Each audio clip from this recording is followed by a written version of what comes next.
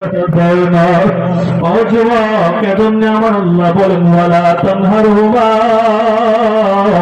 মা বাবার 2 নম্বর খেদমত করো।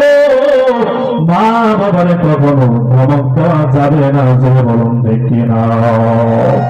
মায়ের মতন দরদি কেউ এই দুনিয়ায় পাইবা না, যে মায়ের দতলে জান্নাত সন্তানের ঠিকানা।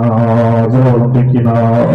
আর বলছে কিনা মায়ের মতো দরদ দুনিয়াতে কেউ আছে?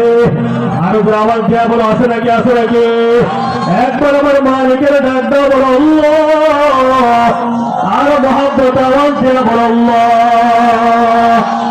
মায়ের মতন দরদি কেউ এই দুনিয়ায় পাইবা না, যে মায়ের পদতলে জান্নাত সন্তানের ঠিকানা। প্রথম আল্লাহ সৃষ্টি করে